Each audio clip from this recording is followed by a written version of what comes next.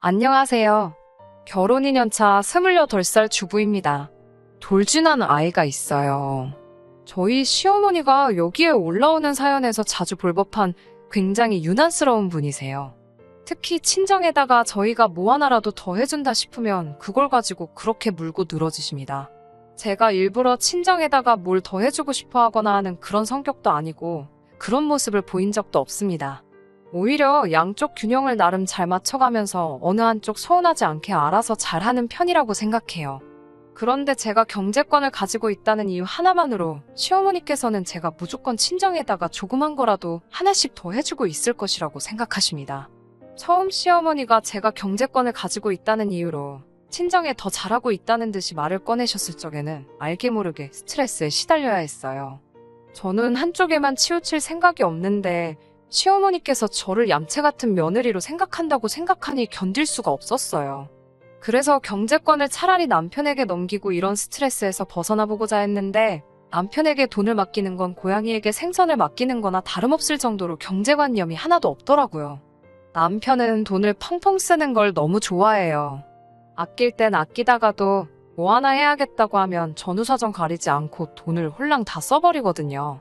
돈을 불려준다고 적금까지 깨서 주식에 홀라당 돈을 집어넣었을 때는 정말 이혼까지 해버릴 뻔했어요. 그래서 하는 수 없이 제가 다시 경제권을 가져오게 되었습니다. 저 하나 편하자고 남편에게 모든 걸 맡겼다간 정말 남는 게 하나도 없겠다는 생각이 들었습니다. 그래서 결국 시어머니에게 친정으로 돈을 빼돌리고 있다는 의혹을 받는 걸 멈출 수가 없게 되었네요. 결혼하고 나서 처음 맞는 시어머니 생신 때였어요. 시아버님 생신하고 딱 일주일 차이밖에 나지 않으십니다. 그래서 결혼 전부터 생신상을 두 분이서 같은 날에 한번 받으셨다고 해요. 결혼하고 나서 첫 생신상이다 보니 저도 여기저기서 보고 들은 게 있어서 첫 생신상만큼은 제가 직접 준비해 보려고 했어요. 거기에 시아버지 생신상도 같이 하게 되니 음식 솜씨는 별로 없지만 나름 제대로 한번 준비해 보고 싶었어요. 여기저기서 조리법 같은 걸 받아 적어 놓고 생신상 메뉴를 짜기 시작했어요. 미역국은 기본이고 잡채에 갈비찜, 각종전까지 제법 호화로운 메뉴를 만들어 놓고 혹시나 못 드시는 게 있을까봐 시어머니께 전화를 드려 메뉴를 읊어드렸어요. 시어머니는 시큰둥한 반응으로 그냥 나가서 사 먹자고 하시더라고요. 처음에는 저 손 많이 가는 거 번거롭게 뭘 그런 거를 다 하냐 하고 걱정해 주시는 줄 알고 조금 감동도 했습니다. 그런데 그게 아니었어요. 첫 생신을 시댁 근처에 있는 유명한 소갈비집에서 하게 되었는데 친정엄마 생신날에는 대체 뭘 먹으려고 시어머니 생일상을 그렇게 호화롭게 차리려고 했느냐며 비아냥대시더라고요. 시어머니는 제가 생신상을 차려드리고 그렇게 잘 해드린 만큼 친정에다가 뭐 더 엄청 좋은 걸 준비할 거라고 생각하셨나 봐요. 저는 진심을 담은 좋은 마음으로 준비한 건데 그걸 친정에 뭐 좋은 거 해주기 위한 모략같이 받아들이셨다니 참 많이 서운했습니다. 그런 생각 한 적 없다고 설명을 드리는데도 안 믿으시더라고요.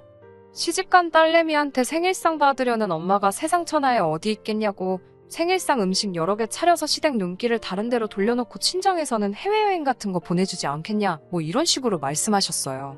아니라고 몇 번을 말씀드리니 끝까지 못 믿으시겠다고 자기 눈으로 직접 봐야겠으니 친정엄마 생신날 자기도 그 자리에 불러달라고 하시더라고요. 그러다 생신상이 마무리될 때쯤에 한마디 더 붙이셨어요.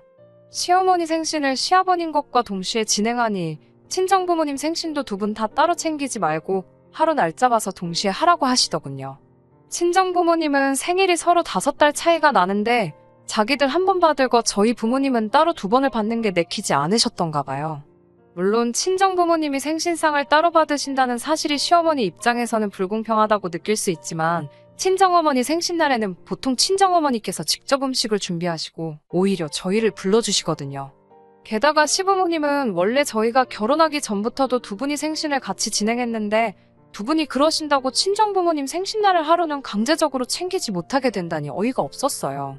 그냥 대답은 알겠다고 하고 말았지만 기분이 나쁜 건 변함이 없었습니다. 그나마 남편이 겉에서는 시부모님 편 들어주면서 뒤에 가서는 대답은 그렇게 했지만 실제로 그렇게 할 필요는 없다고 해줘서 그게 그나마 위안이 되었네요.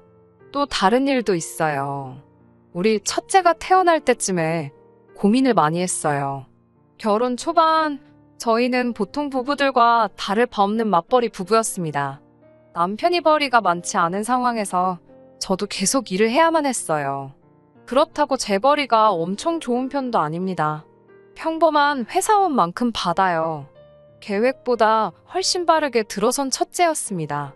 아이가 태어나면 어떻게 해야 하나 난감한 상황에 제 여동생으로부터 좋은 소식을 전해 들었습니다. 당시에 제 여동생이 친구들과 동업을 하는 방식으로 인터넷 쇼핑몰을 창업하게 되었는데, 제 동생은 저녁에 출근해서 간밤에 들어온 물건을 포장하고 퇴근하는 일을 맡게 되었다고 합니다. 덕분에 낮에 시간이 비게 되어서 아직 쇼핑몰이 벌이도 안 좋고 하다 보니 용돈도 벌고 저도 도와줄 겸 해서 제 아이가 태어나면 낮에는 저희 집으로 와서 아이를 돌봐주면서 한 달에 50만 원을 받기로 했어요. 요즘에 50만 원 주고 제가 퇴근할 때까지 아이를 돌봐주는 사람이 어디 있나요? 가사도우미 분들은 집안일까지 같이 해주시기는 하지만 가격도 훨씬 비싸잖아요. 거기에 제 여동생이기도 하니 신원도 확실히 보장되어 있고 안전하다는 느낌도 받았고요. 돈을 더 주고 싶었지만 동생도 제 벌이 제 남편 벌이 뻔히 아는 상황에서 낮에 시간 비는 동안 겸사겸사 봐주는 거니까 전문 인력도 아니고 많이 줄 필요 없다고 극구 사양을 했어요. 너무 고마웠어요. 그런데 임신 5개월 무렵 시어머니께서 아이가 태어나면 제 회사는 어떻게 할 거냐는 질문을 받게 되었습니다. 시어머니가 제가 친정 쪽에 뭘 해주는 걸 싫어하시긴 하지만 이 경우는 오히려 제가 친정으로부터 도움을 받는 거나 마찬가지니 자신 있게 말씀드렸어요. 돌아온 반응은 제가 생각한 좋은 반응은 아니었습니다. 시어머니는 화를 내시며 아직 애가 태어나지도 않았는데 친정에 돈 빼돌릴 생각부터 하고 있다고 역정을 내시더라고요. 시어머니께 그게 어떻게 돈을 빼돌리는 거냐고 말씀을 드렸어요. 요즘 시터를 구하려고 해도 돈 200은 줘야 한다고 제 동생이 반에 반도 안 되는 돈으로 아이를 봐주겠다는데 어떻게 그게 돈을 빼돌리는 거냐고요. 시어머니는 무슨 애 보는데 돈을 200씩을 받냐고 하면서 말도 안 되는 소리 하지 말라 하면서 귀를 아예 닫아버리셨어요. 그러면서 아이는 엄마 손으로 직접 키우는 게 맞지 않냐면서 저를 나무라시더군요. 시어머니께서 자기 때에는 어쩌고 하시면서 힘든 생활 속에서도 남편이나 시누들 키우면서 동시에 삼촌네 누구, 이모네 누구 다 자기가 어버 키웠다며 가족끼리 애 봐주는데 무슨 돈을 받는 게 어디냐고 하시더라고요. 남편이 제 편을 들어준다고는 하지만 시어머니 뜻은 꺾지 못해요. 겉에서 시어머니 비윗장이나 맞춰주고 저보고 뒤에서는 무시하라고 하고 마는 거지 완강하게 애를 돈까지 줘가며 보게 할 수는 없다. 직접 키워야 한다고 우기시는데 어떻게 할 도리가 없었습니다. 지금 와서 드는 생각인데 시어머니는 단지 제가 친정가족에게 도움을 받고 그런 것보다도 돈을 준다는 사실이 그냥 마음에 들지 않았던 것 같아요. 결국 시어머니 뜻을 꺾지 못했습니다. 한참을 옥신각신했지만 막무가내로 안 된다고만 말하는 시어머니를 당해낼 수 없었어요. 예정일이 다가올 때까지 만삭의 몸으로 회사에 다니며 일을 했습니다. 그래도 혹시나 하는 마음에 사직서를 제출하기 전에 육아휴직을 신청하게 되었고요. 아이가 태어나고 3개월 아이를 직접 돌봄에 있어서 회사를 그만두고 육아에 전념하기로 한 결정이 잘했다는 생각이 들었어요. 시어머니 말처럼 돈 얼마를 포기하고 내 자식이 커가는 모습을 직접 두 눈에 담는 게 무조건 나쁜 결정이 아니라는 생각이 들었습니다. 육아휴직 기간이 얼마 남지 않은 어느 날 저는 회사에 사직서를 제출하게 되었습니다. 여기까지는 시어머니도 제가 그 뜻에 따랐으니 흡족해 하셨고 저도 제가 잘못 생각했던 부분이 있다는 점을 인정한 상황이었으니 정말 좋게 끝나는가 싶었죠. 그런데 여기서 남편이 큰 사건을 하나 일으키게 됩니다. 회사 돈을 빼돌려 주식을 하고 있었던 거예요. 뉴스에 대서특필될 정도로 금액이 커다란 횡령은 아니었어요. 애초에 그런 배포가 있는 남자도 아니기도 하고요. 남편 회사 대표가 비상금식으로 회사 금고에 어느 정도의 현금을 넣어놓고 있었나 봐요. 남편이 격리를 보고 있는 여직원과 친분이 있는데 그 여직원 시켜서 몰래 그 돈을 빼내 주식을 하고 있었다고 하네요. 그나마 다행인 건 회사 돈이 아니라 대표님의 개인 비상금이었고 그 금액이 크지 않다 보니 사건이 크게 번지지는 않았습니다. 대신 남편은 회사에서 잘리게 되었습니다. 인수인계 때문에 후임자가 올 때까지 반년이라는 시간은 회사를 계속 다닐 수 있었지만 당장 6개월 뒤부터는 취직을 새로 했어야 하니까요. 게다가 회사 돈 빼돌려 주식한 이력이 있는 사람을 뽑아줄 회사가 있기나 할까 하는 생각이 들었어요. 눈앞이 캄캄하더라고요. 저는 사직서를 제출한 상황에 그나마 얼마 되지도 않는 수입마저 사라져버리게 되니 앞길이 막막했습니다. 제가 복직을 할 수밖에 없는 상황이 되어버린 거예요. 회사에 연락해봤더니 다행히도 아직 저의 사직서는 수리가 되지 않았다고 합니다. 결국 저는 곧바로 동생에게 전화를 걸었어요. 먼저 나서서 도와준다고 할 때 거절한 거 미안하다고 혹시 지금이라도 저를 도와줄 수 있냐고요. 하지만 그때로부터 이미 시간이 한참 지난 시기인지라 여동생은 당장은 자기 일하는 시간을 조정하기 힘들 것 같다고 하더라고요. 사실 따지고 보면 아무리 시어머니 때문이라지만 제가 제 스스로 굴러들어온 복을 차버린 거나 마찬가지인데 상황이 여의치 않다는 여동생을 원망할 수 없는 노릇이었죠.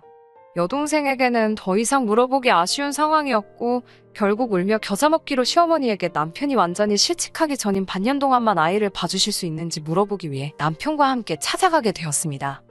시어머니는 남편이 잘리게 되었다는 사실을 듣자마자 저한테 그 잘못을 물으시더라고요.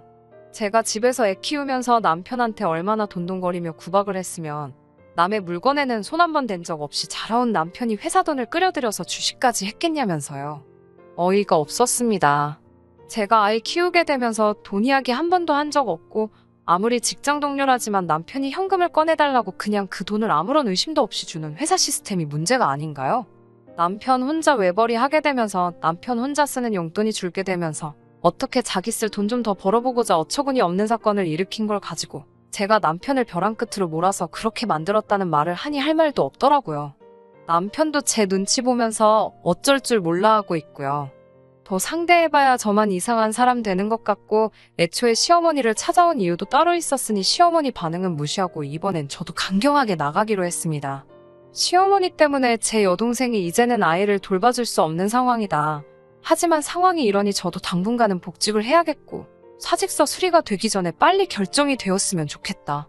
이렇게 된 것엔 시어머니의 책임도 있으니 남편이 회사를 나갈 동안까지는 시어머니께서 아이를 돌봐주셨으면 좋겠다. 라고 단도직입적으로 찾아온 이유를 간결하게 설명해 말씀드렸습니다.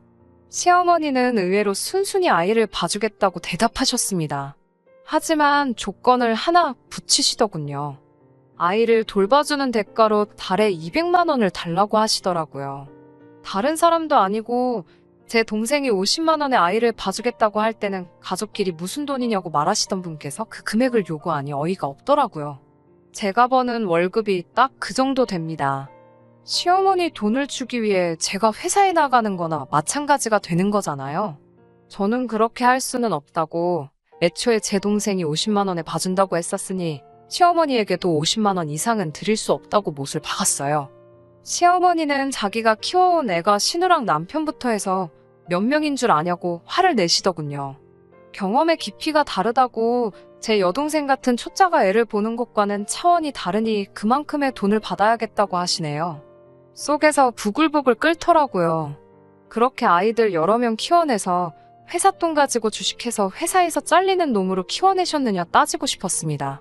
가사 도우미 이야기 꺼냈던 건 기가 막히게 기억하시고는 어차피 남한테 200 줄 거 자기한테 주면 서로 좋은 거 아니냐고 말씀을 하시더군요.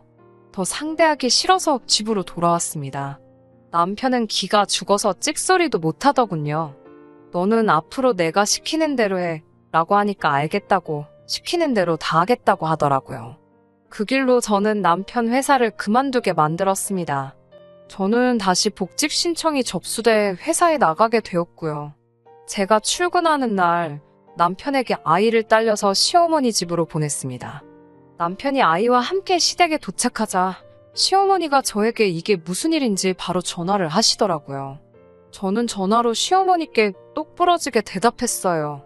가만 생각해보니까 저도 어머님 애를 한 푼도 받지 않고 키워주고 있는 거나 마찬가지 아니냐고. 그런데 가만 보니 애가 덜 자란 것 같아서 어머님께 돌려드린 거라고요. 제가 어머님 애를 계속 키워주기를 원하면 저한테 다달이 200만 원씩 주셔야 한다고요. 그동안은 그나마 지가 벌어서 저에게 가져다 줬는데 이젠 그걸 못하게 되었으니 차마 어머님한테는 돈을 받을 수가 없어서 돌려드린 거라고요. 어머님이 데리고 계시다가 다시 제 앞가림 할 수 있는 어른이 되면 돌려주세요. 그게 싫으시면 어머님이 저한테 달달이 돈을 보내주시던가요. 하고 전화를 끊었습니다. 그날 남편 말로는 시어머니 하루 종일 뒷목 잡고 자기한테 화풀이를 하셨다고 하던데 시어머니도 고집이 대단하시네요. 저와 어떻게든 풀어보려고 하지 않으시고 끝끝내 남편 집으로 돌려보내지 않으시고 몇 주째 이렇게 버티고 있습니다. 처음에는 저도 이만 져줄까 생각을 하다가 오기가 생겨서 그러지 않았어요. 몇 주째 이러고 있으니 이제 와서는 이게 더 나은 삶인가 하는 생각도 드네요. 남편이라고 정말 사고만 쳐대는 거 옆에 없으면 허전할 줄 알았는데 오히려 마음이 더 편하기만 하고요. 이러다 정말 이혼해버리는 거 아닌가 모르겠어요. 시어머니와의 관계를 생각하기 전에 남편과의 관계부터 먼저 생각해봐야겠네요. 이제와 생각해보니 남의 돈으로 아무렇지도 않게 주식을 했다는 것부터가 충분히 이혼 사유가 될 만한 일 아닐까 싶어요. 혼자서 천천히 지내보면서 저도 마음 정리를 좀 해야 할 것 같네요. 끝까지 들어주셔서 감사합니다. 오늘의 사연은 여기까지입니다. 구독과 좋아요, 알람 설정 부탁드리고 더 좋은 사연으로 다시 찾아뵙겠습니다. 감사합니다.